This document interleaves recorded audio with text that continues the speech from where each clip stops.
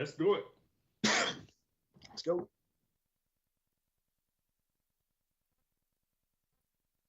Okay.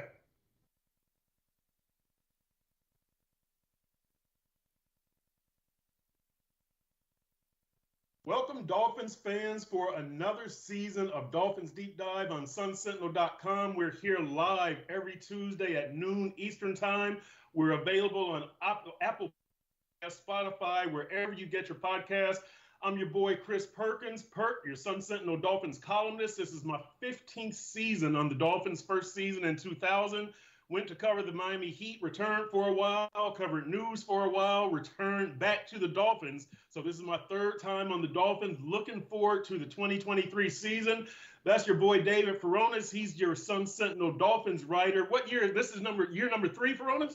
Just going into year number 3. Sorry. Year number 3, baby. Here we go. And we'll be joined later on and throughout the season by Dave Hyde, our Sun Sentinel columnist. Now, look, you guys know the deal with this season. The Dolphins opened 2023, their second season under Coach Mike McDaniel, with wide-ranging expectations. Some people are saying Super Bowl.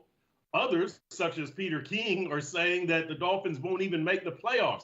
My bottom line, the Dolphins, who went 9-8 last season, lost to Buffalo at Buffalo in that 34-31 wild card game, made a very good representation of themselves. The Dolphins did last year. This year, to me, the goal, win a playoff game. You can't have a successful season without winning a playoff game. So we're going to talk about the Dolphins all year long. We're going to make you think. We're going to make you laugh. We're going to entertain you as we walk together through another Miami Dolphins season. Let's dive in. All right, so Furones, let's start off with this. What are your expectations for this offense? You can start anywhere you want to. Mike McDaniel, Tua, Tyreek and the 2,000-yard goal, Teron Armstead staying healthy, calling more run plays. What are you expecting from this offense, Furones? All right, you named a few good ones for a starting point for me there. My expectations are certainly for Mike McDaniel to run the football more. Yes. I think that's why you keep all them running backs on the roster. That's why so many guys made the team. Of course, part of it unfortunate with Jeff Wilson going on IR early. So you wanted to keep an extra spot. That's where Chris Brooks came in. But you drafted a Devon Achane. Salvon Ahmed has looked good in training camp. But you obviously have Raheem Mostert at the top of that running back depth chart, and even have still looked for whether you Dalvin Cook or Jonathan Taylor and Brooks, only if another running back goes down, I think, will he factor in. But Mostert and Wilson last year, 4.7 or better yards per carry, but they didn't get that many opportunities. So I think Mike McDaniel has reassessed that over the offseason and will commit to that a little bit more. You mentioned Tua, which, by the way, this is a good opportunity to pitch and promote my season preview story, exclusive interview with Tua Tagovailoa. Bonus bonus. There we go. You worked it in right away. We almost forgot about it over the offseason. But that late segment, added late last season, has made its early appearance. So with Tua, my biggest prediction is that he will stay healthy, that all these offseason measures, the jiu-jitsu, the weight training, the new helmet, it will keep him on the field. Maybe he does have to deal with something minor to miss a game here and there, but nothing major. No, I'm saying no concussion protocol this year, nothing that keeps him on IR for an extended trip away from the team. And if he went 25-8 last year, 25 touchdowns, 8 interceptions, then, hey, 30-10, it looks realistic if he plays a few more games. 4,000 yards is basically automatic if he plays through the season and he has a Tyreek Hill and a Jalen Waddle to throw to. If we're talking about 2,000 for one of them, which, by the way, with Tyreek on 2,000, I'll say, while it's possible, just too many things have to go perfectly right. It is a record for a reason. Even last year, as he was on pace for a while, adversity hit between different quarterbacks having to go in, defenses catching on late in the year. There's so many factors. Stuff like that always happens and makes it tough. But we did see, he could be a threat to go for that many yards for sure. Yeah, no, 100%. Look, I'm going to start right here because this is the obvious thing that we always kind of just overlook with this offense. Tyreek Hill has to stay healthy. That's above Mike McDaniel improving as a play caller, that's above Tua staying healthy. To me, Tyreek is the most important player on this team, and he has got to stay healthy. So that's the number one key to the offense. Number two, Mike McDaniel has to improve. You mentioned where they were last year as far as the rushing, second fewest rushing attempts. They were 24th on third down conversions. And you had running backs, Raheem Mostert at 4.9 yards per carry, Jeff Wilson at 4.7 yards per carry. That cannot happen again. So you've got to find a way to run the ball and make the run game respected and effective. Mike McDaniel was a run game coordinator. I believe Frank Smith was a run game coordinator too, wasn't he? Furones, I think he was offensive coordinator. He's on O-line, tight ends, so... Yeah, I think. But anyway, the run game, very important. So after those two things, Tyreek staying healthy and Mike McDaniel improving as a play caller, now I get into Tua staying healthy. Furones, I'm not sure that he's going to be able to stay healthy, and I'm not so concerned about the concussions. It's just that he's had the finger injury, he's had the rib injury in the NFL, he had a couple of injuries in college, so I'm not so sure that Tua can stay healthy. But look, if you get, let's say, 14 starts out of him, I think that's to me, that's a hugely successful year for Tua, and he probably would get you to 30 touchdown passes. And by the way, Tyreek getting 2,000 yards, I think that could work into the offense, but you're going to have some extended drives like we saw in the preseason, by the way. Then the offense, we get down to Teron Armstead staying healthy, right? Because look, he's one of your best offensive players. Kendall Lamb, I think, could do a good job as the backup left tackle. But when Teron is out there, everything just seems to run better, right? We remember the Houston game where Teron leaves the game, and I believe Tua got sacked on 3 consecutive plays, and they take Tua out of the game. The Dolphins, they win at 30-15. But that's one illustration of Teron Armstead's on-field importance. So those are my expectations and keys for the offense. Let me ask you this, Furones. When you do look at this offense, and we know that they were 6th last year in yards per game. Don't have the total with me. That's my fault. And they averaged 23.5 points per game, which I believe was 11th. Do you expect them to be better in either category? And does it matter if they're better in either category? Because to me, it's just win, baby, right? The old Al Davis, just win, baby. I'm not that concerned about the numbers, but the numbers do matter at some point. Funny how you sell yourself short, because you did know the 6th in yards and 11th in scoring when you challenged another beat writer not too long ago over both of them being in the top 10. You knew one of them was just outside, and when this friend of ours looked it up, he said, "Oh, 11th." Okay, so you had that one at the ready. I'll say, the scoring could improve. They could end up punching the ball in a little bit more often, especially if you're going to run the ball better and more effectively, which is also another reason why maybe 2,000 for Tyreek is a little bit more challenging if you are going to commit to the run game a little bit more. So yeah, I would say that more so than the yards, because you were already 6th in yards, and that's going to be tough to top once again. So yeah, if I had to pick one of those, I'll say they can get into the top 10 in scoring offense for sure. All right, and then to kind of put a bow on this offensive discussion here, backup quarterback is Mike White. I thought it should have been Skylar Thompson. I wrote a column about that. Neither one of them has been overly impressive, but it's a hugely important job on this team, as we saw last year. So tell me what you think about that. What do you think about left guard, the battle between Isaiah Wynn and Liam Eichenberg? And briefly, is Austin Jackson good enough at right tackle? Okay, yeah, you want me to say all this briefly, but there's a lot of topics to hit on. So backup quarterback, yes, it's a concern, and you spoke at length about this throughout the offseason, that you were concerned and would have preferred Teddy Bridgewater over these two. Time will tell, but yeah, between Mike White and Skylar Thompson, we didn't see much from either this preseason to leave you encouraged that if Tua had to miss time, that they could really run this offense very well. And Mike White even missed a lot of the preseason in concussion protocol. It's striking the team again, even in the exhibition season with your backups. And then Skylar Thompson, a lot of turnovers, although Mike McDaniel has said some of them weren't his fault. The next one was a left guard, which is also a concern, but I did like what we saw out of Isaiah Wynn, so I like him to win this battle over Liam Eichenberg, which Mike McDaniel has still not revealed to us officially, but I think that will be the case once the team is ready to announce a starter, or if it's just a matter of seeing that offensive line warm up an hour before kickoff at SoFi Stadium in LA, in Inglewood, California, then that might be the case. That's who I'm thinking and believe should win the left guard spot.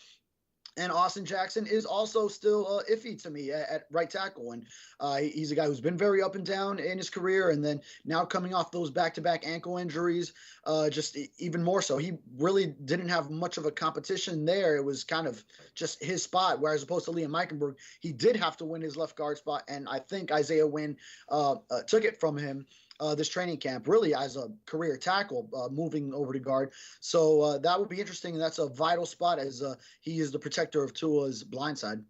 Yeah, and look, you know what? Again, I thought Skyler should have been the backup quarterback. I thought he moved the team better. I like his arm strength more. I'm just more impressed with his command of the offense. I don't know how he is in the huddle or the classroom. We're not privy to that, but you know, the Dolphins made their decision. I like a veteran backup, like they had with Teddy Bridgewater, like they could have had with Andy Dalton, but it's going to be Mike White.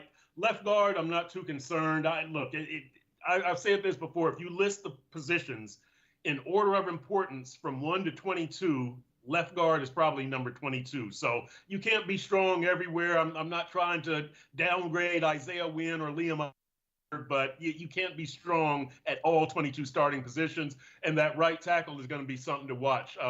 You get Joey. Yeah, you get Joey Bosa right out of the gate with the Chargers. So that right tackle, that's going to be something to watch. Right. That's really important. I do think Wynn will be good at that left guard spot, though, assuming he did win it. Yeah. Okay. All right. So let's migrate over to the defensive side, Furones. And this is one of my big things with this team. You know, I thought Dalvin Cook was essential personnel. That's on offense. On defense, I love that they got Vic Fangio. That to me is the number one acquisition of the offseason.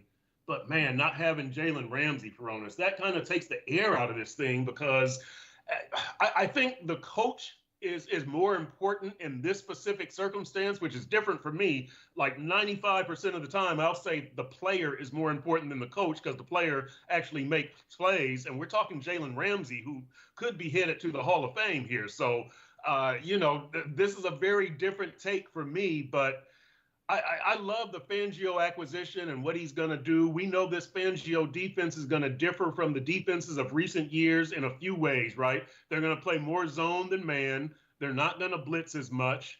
They're going to play two deep safeties and not as much 8-man fronts, a safety down in the box. So that's three big changes. But God, I would feel so much better about this team and about this defense if Jalen Ramsey was there. What a huge loss for Furones. This defense was 15th in the league last year, so they weren't terrible, but scoring, boy, they were down in the 20s. I want to say that they were maybe like 25th or something like that. And pass defense, they were way down. Run defense, they were 4th in the league. And we'll get into the need for Christian Wilkins and his importance, him and Zach Sealer. But the defense, I just can't get over this Ramsey loss. I like the defense, but this Ramsey absence, I should say, is just huge. Yeah. I mean, that was a brutal blow. The second day of training camp to learn that, and it really takes away. He was going to set to be that star role. He is a star, a cornerback, but in the defense, the position star, quote unquote, where he's versatile in the secondary, can not just be a boundary corner, but also move into the slot in nickel packages, maybe even play some safety in certain packages. Can blitz, can do a bunch of different stuff. So you lose a guy like that. But as far as Fangio's defense, I mean, the NFL is a copycat league, and imitation is the greatest form of flattery. And there's a reason why more and more teams go to this Vic Fangio style scheme every year that he is really at the heart of over decades in the NFL now, that he has morphed this defense into his baby kind of. And it's that too high shell, the quarters coverage, the cover six. And it's a defense that limits big plays from happening and also puts players in position to force turnovers and make the defense's own big plays. And And instead of being so reliant on the blitz, then we're going to see guys in coverage with those extra guys in coverage. That gives more time to Bradley Chubb and Jalen Phillips and maybe Wilkins and Sealer too on the interior to get home on the quarterback. So going ahead and giving it to those guys that should specialize in the pass rush instead of, well, we're bringing in extra guys and then now there's going to be holes that if the quarterback can identify quickly, then the offense can easily maneuver downfield, which we saw, I think, as Josh Boyer, his time went along, and especially once he didn't have the backing of Brian Flores, that his blitzes became a little bit more predictable and offenses were better prepared to hit those spots vacated by the blitz. All right, so let's look at this defense, Furones, because here's where I think the strength is going to be. The edge rushers, you mentioned Chubb and Phillips, Bradley Chubb and Jalen Phillips, and then your cornerbacks, Xavier Howard and Kader Kohu. You're going to be able to force a lot of stuff. And then you've got Christian Wilkins up front in the middle, and you've got Javon Holland deep in the middle at safety. So, you know, these edges with Chubb and Phillips and then Howard and Kohu and up the middle, they say you need to be strong up the middle. You know, you've got Christian Wilkins, you've got Javon Holland. We'll see about Jerome Baker and David Long at linebacker. But I'm really excited about this personnel. It makes me miss Jalen Ramsey that much more. But what do you think about those, you know, the edge rushers, the corner, Christian, Holland, and I guess we can throw Eli Apple in there too. But I'm excited about this personnel and what Fangio can do with them. Well, that's the great thing about this defense. Even when you do lose what should be the best player on the defense is that you really are covered at so many positions. When interior defensive lineman, you have a great combination in Wilkins and Zach Sealer. And don't forget Raekwon Davis. I think he might have a little bit of a breakout season. He slimmed down. He looks more athletic, and he could be that same run stuffer, but maybe he can get in on some pass rush as well when the defense throws the ball on first downs and such. The edges of Jalen Phillips and Bradley Chubb. And I think Jalen Phillips, he's due for a breakout year with the sacks finally accumulating after he's had all these pass rush win rate stats, all those advanced metrics that say he's so stellar, and then sacks, you know, in a modest like 8, 7.5 range. But I think now he can get into those double digits, especially opposite Bradley Chubb, who could be in line for another Pro Bowl season if he stays healthy. And then Jerome Baker and David Long as those off-ball linebackers. Long is going to be a huge addition, assuming he can also stay healthy. Again, that's a caveat with a lot of Dolphins players because Chris Grier not afraid to go after the guys that have a little bit of an injury history, but you know, maybe you could get them at a little bit of a discount because of that, but they are great players on the field. A hit and run or run and hit linebacker, I should say, that he is. Hit and run is in baseball. And then, yeah, maybe corner can be a little bit of a concern without Ramsey, but if Xavier Howard can go back to that Pro Bowl status, where I know he was one last year, but really wasn't as effective, and he even said that he got it probably off reputation more so than his play. But if this scheme can help conserve his legs a little bit more, get his eyes on the quarterback, let him be a ball hawk, that could be great for him in his career. Javon Holland, I love him in the back end of a Fangio defense. Fangio has made Pro Bowl safeties out of so many in his career, so I think Holland could be that next one. So, I mean, really, you're set. There's the other safety. There's a little bit of competition there. Brandon Jones is coming back from a knee. You got Deshaun Elliott too, and the corners. Yeah, between Eli Apple, you want to see Cam Smith emerge at some point. Kader Kohu, you know, became reliable as last season went on as an undrafted rookie. So you have some depth in preparation for something like a loss of Ramsey, but then. Really, Ramsey, when he does come back late in the year, that'll be the biggest late season pickup for any team once that does happen. So you could look at it that way too, where, okay, well, you lost Ramsey, but you also haven't had him yet. So in a way, he's kind of going to be like the biggest trade deadline acquisition that the Dolphins get late in the year. Yeah, biggest trade deadline acquisition since Bradley Chubb, right? I mean, right. Yeah. So, hey, okay, Furones, look, what about concerns for this defense? Because I did write also that cornerback is a little bit of a concern for me because you're already down Jalen Ramsey. In the nickel, you'll have Xavier Howard and Kader Kohu in the slot, Eli Apple on the boundary. If you get one injury there, Cam Smith comes in, the rookie. But if somebody else gets dinged up, and we saw how it happened last season, Byron Jones never gets on the field, and then Xavier Howard has the groin injuries, and Kader Kohu has the thumb, and Keon Crossan has an injury. So it can happen, and that's why the Dolphins wisely drafted Cam Smith in the second round. But among all the things, we talked about, the David Long injury, all the things that could be concerns on the defense. Jalen Phillips, perhaps his full development, maybe that doesn't happen. The depth on the interior defensive line, the starting safety beside Javon Holland. What is your concern or a couple of concerns for this defense? Yeah, probably you said it, and I think, I'll repeat that cornerback concern. I mean, you addressed it with Jalen Ramsey, with Cam Smith as the first draft choice, which a lot of people scoffed at. Like, why, if your biggest personnel decision of the offseason was Jalen Ramsey, why are you drafting a cornerback so early? But you kind of see you can never have enough of those guys in the secondary, and I think he might still need some time. He had a great training camp. I mean, every practice, you really saw that recovery speed, that closing speed, and batting balls away from receivers. Even when it looks like he's beat, just last second, he's able to catch up and poke it away. So you see a lot of his ball skills there. But then you saw in the preseason game giving up the deep touchdown. Vic Fangio kind of warned us that sometimes he's not in the right position. So maybe the mental side of it, he's still got to get together, and that can happen over the course of a rookie season. So maybe as time goes by, he can emerge as a player that can be relied upon in the secondary. As right now, you'll go with that X and Eli Apple and Kader Kohu combination, and then you hope for the best for a guy like Kelvin Joseph that you traded Noah Benogany for. Yep. Hey, look, I'm excited about this defense, Furones.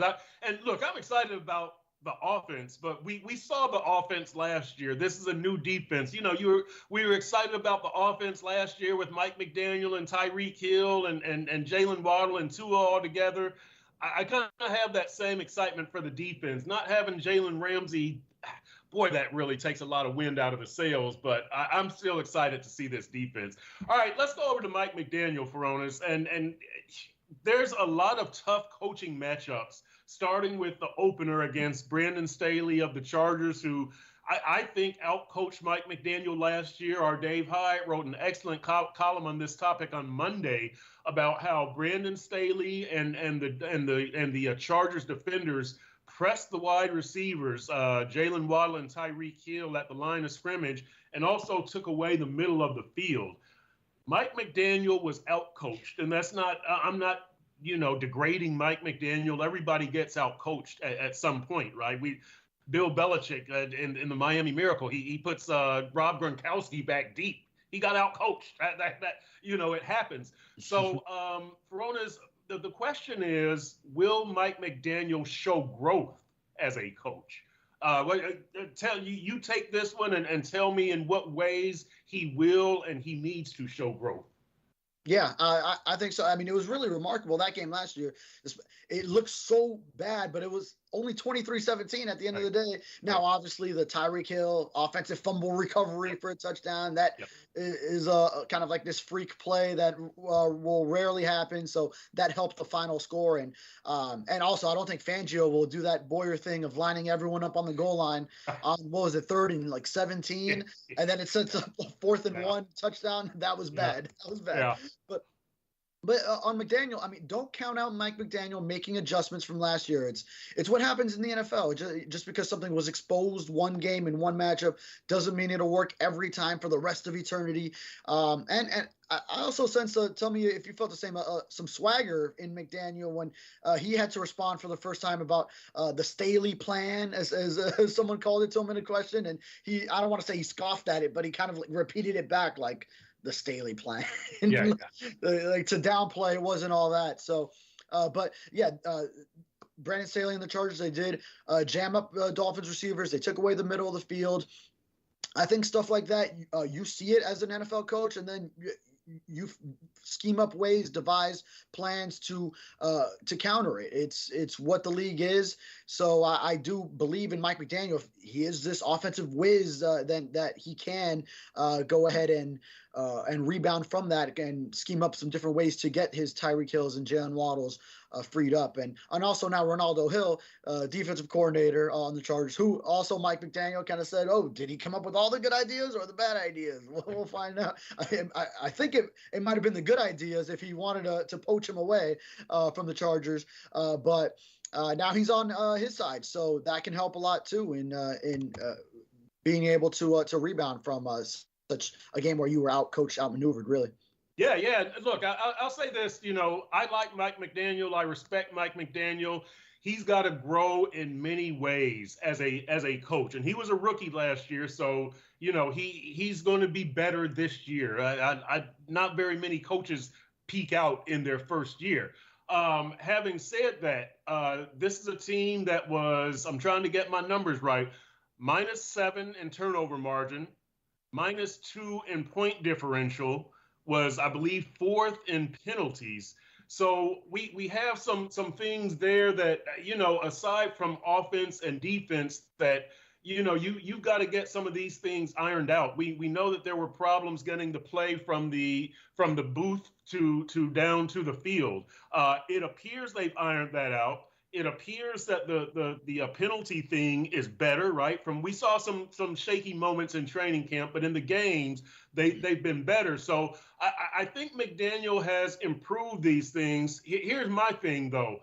Brandon Staley should be better, right? And Bill Belichick should be better, and Robert Saleh should be better. And so Mike McDaniel isn't going to be the only coach looking to improve, right? All of these coaches are looking to improve, so he's got to jump 2 levels. He's got to stay ahead of the curve because he was a little bit behind it last year as a rookie coach. So we'll see if he can do these types of things, because I think in the AFC, how tough it is this year, how much everybody has improved. It's going to be these little things to build distance between yourself and Jacksonville, yourself and the Chargers, yourself and the Jets. So we'll see about these things.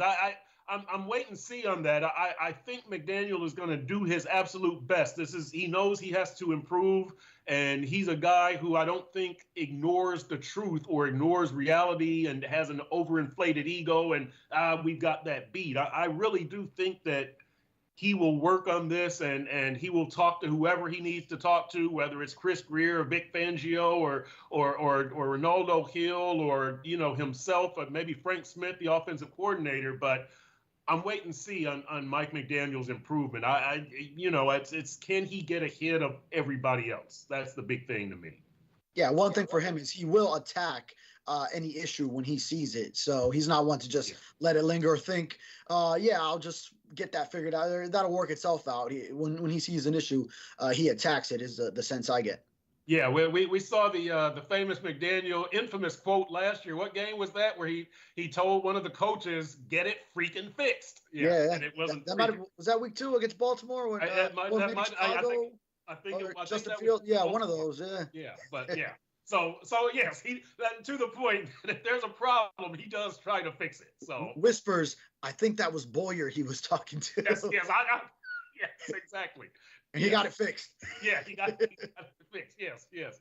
All right, Furones, season prediction time. Here we go. Here's what I'm saying. I'm saying the Dolphins go 10-7, make the playoffs, lose in the wild card round. If they had Dalvin Cook, I'd have a different prediction. I didn't want Jonathan Taylor. You know that, because you had to marry Jonathan Taylor. You could just date Dalvin Cook for a couple of years, and that would have been my preference. I like this team, but I think that they still have some issues that weren't addressed. I would have liked to have seen more starting caliber competition for the offensive line jobs. I would have loved to have seen a running back come in here, and I would have loved to have seen a healthy Jalen Ramsey. Having said all that, I think Chris Greer and the Dolphins had a good offseason. It's just this Jalen Ramsey injury is just going to really set back the progress I thought that they would have made, especially coming out of the box. So that's me, 10-7, lose in the wild card round. Furones? So Perk, Dalvin Cook alone would be the guy that wins the Dolphins the road playoff game in the wild card round? Yes. That's what you're saying? I don't follow the logic. how does he single-handedly? How is he the difference? Go ahead. Here's how, because he affects your play calling, he affects your third downs, he can catch the ball, and we've seen how the Dolphins have put an emphasis on the screen pass, right, in the preseason and in training camp. Dalvin Cook would be a guy for that also. He's a good change of pace guy who, look, 4 straight 1,000-yard seasons, 4 straight Pro Bowl appearances. This guy is better than anybody you have in your backfield, and he would change how defenses have to play your offense. So one man, this guy couldn't take you to the Super Bowl, but the ripple effect, having him and what he does to your offense and their defense, yeah, he would have got you that road playoff victory. Yes. I think the Dolphins are already a team that can run the ball. It's a matter of just actually doing it enough. And I think they're trying to incorporate Raheem Mostert into some of those things. I feel like we saw him active in the passing game. For those of you who play fantasy football, if you're thinking, hey, late round running back who might get a lot of opportunities and might get some passes thrown his way, there's a chance there. But my season prediction, I will go. What you said, 10-7, right? Yep. Yep. Well, I always have to be one win ahead of you because I ingratiate myself clearly to the Dolphins fans a little bit more than you. After last year, all the negativity that you had coming your way, I have to make sure I pick a better record than your record. So I'm saying 11-6, which is what I said in our Sun Sentinel predictions column, or if you want to call it our piece that we do every year leading into the season. So I think they were en route to that kind of a record last year.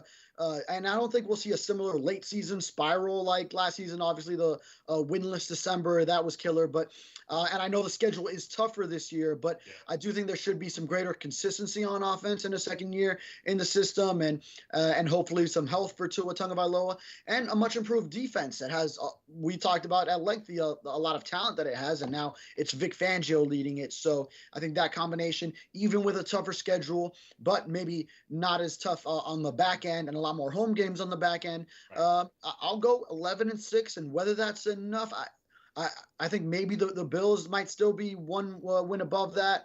I have the Dolphins ahead of the Jets, though, even with Aaron Rodgers over there. So I think it might still be a wild card berth, but then with the possibility that, hey, if it's a 4-5 at Jacksonville matchup, they can go ahead and win that one in the wild card round and finally win a playoff game for the first time since 2000. Yeah, what do you think, Furones? Before the show, I was saying maybe I should keep growing my hair until the Dolphins win a playoff game. How long would that go? Would I get a haircut in January, or am I looking at 2025? What do you think? Well, that's based on my predictions. Yeah, you'd get a haircut in January. You're prepared based on your predictions, and solely because of Dalvin Cook not coming here, that you'll be growing a fro by next season, same time. Yeah, I'll have it braided up. Okay. It's Dalvin Cook and Jalen Ramsey. Let's make it a two-man. Let's make it a two-man thing here. Okay, yeah. All right, yeah. I'm with you with the Jalen Ramsey thing. Yeah. But Dalvin Cook was always a luxury, I thought. It was just this team is already confident in the run game. It's just, hey, if we can get you on the cheap, yeah, we'll throw you in the mix as well. But we're not going to pay top dollar, especially with all the other salary cap ramifications that would come from it. But also, Jonathan Taylor is a different story with marrying him, as you say, as opposed to just short-term, 2-year window, throw in Dalvin Cook into the mix. Yeah. So, all right, well, we'll see with that. By the way, all right, let's get into the game here. Could care less, couldn't care less. This is the game where what you say matters, right? And I guess in the communications business, everything that you say should matter, right? But this is. We know it's not always the case. I know, right? That's exactly right. That's exactly right. We tell you what matters. There you go, baby. I like it, Furones. I like it. All right, so you know how people always say, I could care less, and that actually means you kind of do like it. I couldn't care less means I don't give a damn. It doesn't matter to me, right? I know what the expression means, Perk. Thank you. All right, well, we got people listening. Thank you, Furones, for killing the game. All right. All right, so could care less or couldn't care less? That's right. All right. All right, Furones, here we go. Could care less, couldn't care less. Tua took jiu-jitsu lessons in the off-season. Could. could care. Wait, yeah. Wait, now I'm confused. See? Yes, I do care. I care. Yeah, that was an offseason priority to help him avoid concussions, learn how to fall properly. This is rapid fire, right? I'm not supposed to go at length. Just Yeah. We'll just have one comment. Yeah, I agree with you. I could care less because I think that matters. That Tua took the jiu-jitsu lessons. It shows that the Dolphins are trying to address this problem. You don't know if they can control it, but they're trying to address it, so that's a good thing. Okay, could care less, couldn't care less. Mike White is the backup quarterback. Could, because it's a concern if what we cared about so much in that last answer doesn't come true, and Tua does have to miss sometimes. That would be concerning to me. I could care less. Yes, I agree with you. I could care less. Look, you know I wanted the veteran backup. I would trust a Teddy Bridgewater, a Andy Dalton. Nothing against Mike White, but this is a big year for the Dolphins, and if Tua is not available in January for a playoff game, I would prefer somebody who has already been there and done that. That's why I prefer the veteran as opposed to the young quarterback. Okay, Furones, could care less or couldn't care less. Tua was drafted one spot ahead of Justin Herbert. Yeah, I could, because I most certainly have to write about it this week, and I want people to read. So I think you should care as well. That's a big part. Anytime it's Tua versus Justin Herbert, it's going to be brought up. They're 1-1 in their careers against each other so far. So this one splits would break up the split of the series so far. Yep, the rubber match. Match, as we say. Yeah, and there will be more. That's right. Look, Furones, I couldn't care less on this one because, look, where Tua was drafted, I know people want to go back to the Chris Greer and you made the wrong choice and all that. You've got what you've got at this point, and they're both good quarterbacks, and neither of them has won a playoff game. So, I think that at this point, Justin Herbert is probably maybe slightly ahead of Tua, but it's still close enough where I can't say that the Dolphins made a mistake by taking Tua. They've got to figure out a way to make this work. It's not like Justin Herbert is the next Tom Brady. We see no evidence of that. So I couldn't care less, but I know I'm going to care when you write about it, though. How about that? Okay, thank you. That's what I was going to say. What, you're telling the people, read what you write, not what Furones writes. when he's got to write Tua tomorrow. That's right, exactly. All right, Furones, could care less or couldn't care less. Austin Jackson must protect Tua's blind side against Joey Bosa this week. Yeah, I most certainly could. That's a huge, and it's huge on the matchup alone, because we saw the other Bosa brother, Nick Bosa, how much of an impact he had in that 49ers game last year. We didn't get to see Joey Bosa the next week, if I recall correctly, but it's a concern, and you're still not sure in what you have in Austin Jackson, and he plays a vital role on that offensive line. So, yes, I could. And I'm just a very caring individual, clearly. I'm 4-0 here. I just care about a lot. I care. That's right. That's right. I'm a jerk. I don't care about anything. You know me. I do care about this. And here's the deal here with this, though. I think that we're going to see the philosophy of the tight end here, because I think that they'll be helping Austin Jackson quite a bit, blocking against Joey Bosa. So, I wanted to see a receiving tight end. When you talked about Cam Smith being drafted in the second round, I wanted Sam Laporta, the Iowa tight end, who is now with Detroit. But I see immediately the wisdom of what Chris Greer did, and I'm not being, flippant or funny or sarcastic. Chris Greer did a very good job with that draft pick. So, I would have liked to have seen a tight end, but they did what they did. So we'll see their tight end philosophy, the tight end being more of a sixth offensive lineman than a receiver. We'll see that philosophy and whether it pays off in this game, because I would think that Austin Jackson will be getting a fair amount of help as opposed to going one-on-one against Joey Bosa. Okay, Furones, hang on. Could care less, couldn't care less. Ronaldo Hill, the Chargers defensive coordinator from last year, is now with the Dolphins. Yeah, yeah, I want to be different, but yeah, I could. That's a big reason why I like the ability for the Dolphins to make adjustments in this game. So now he's on the other side. So yes, I could.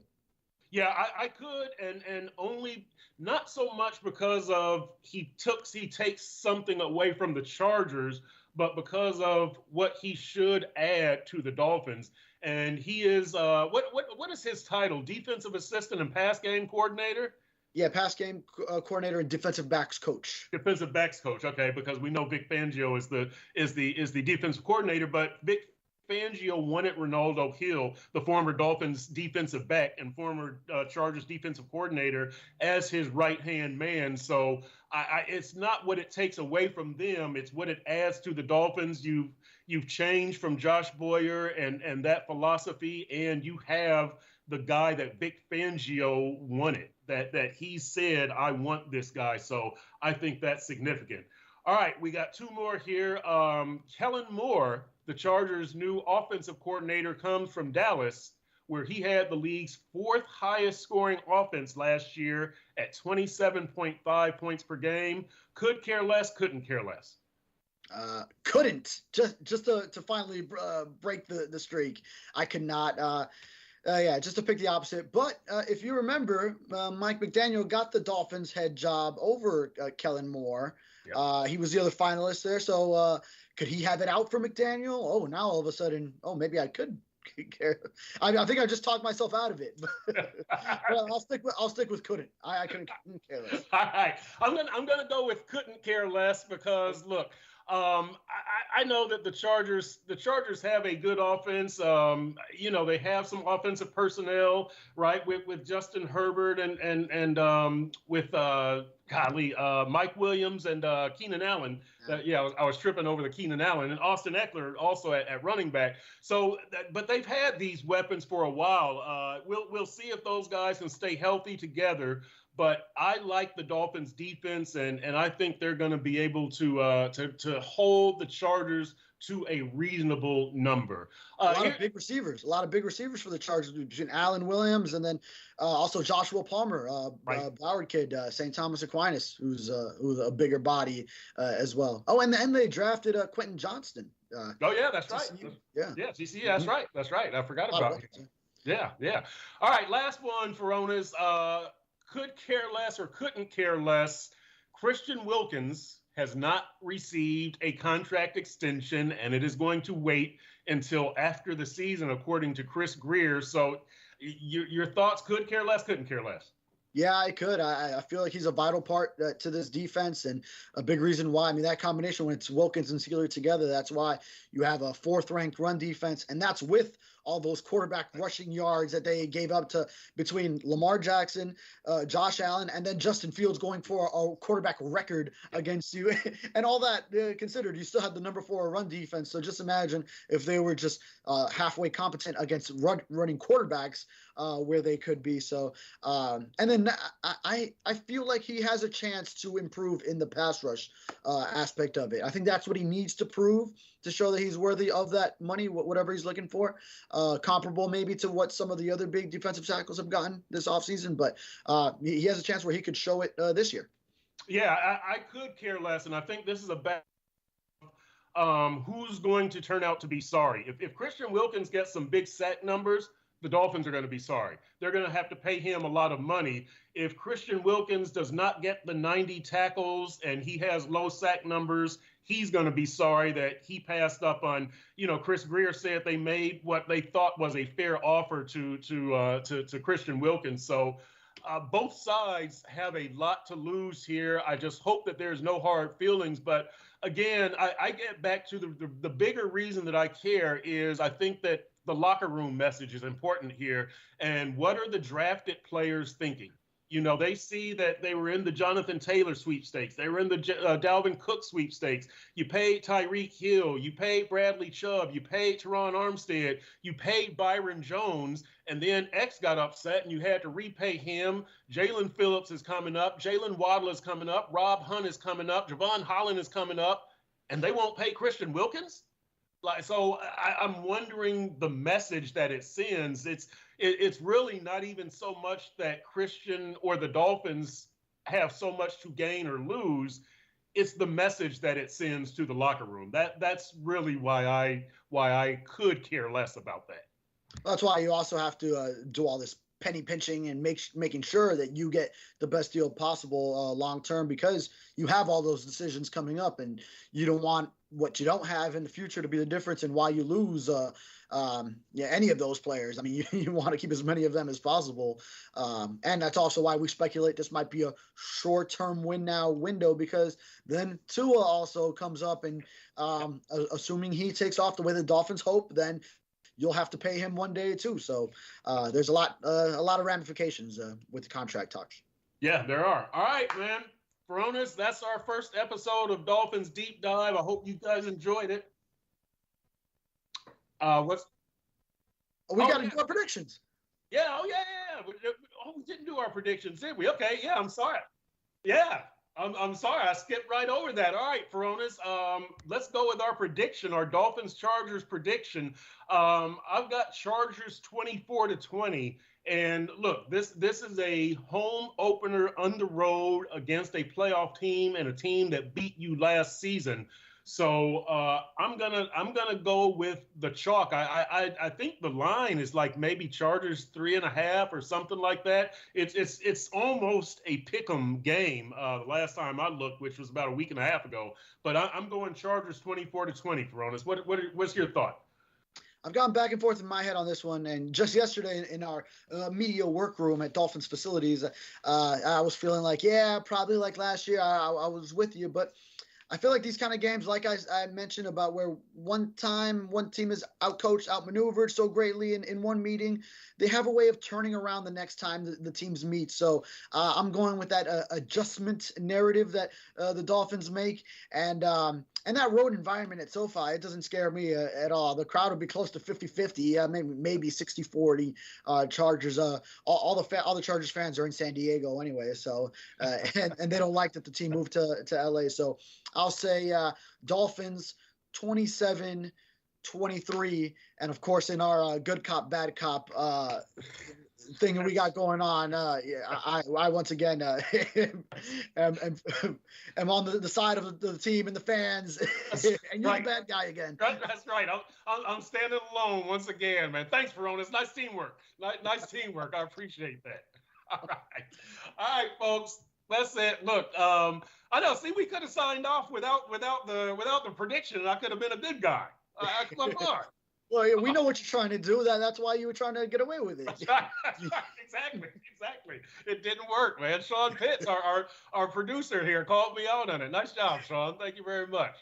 All right, folks, that's it for this edition of Dolphins Deep Dive. Tune in every week, Tuesday at noon, sunsentinel.com, and you can get the podcast on Apple Podcasts, Spotify, or wherever you get your podcasts. We will be back with you next Tuesday at noon, sunsentinel.com.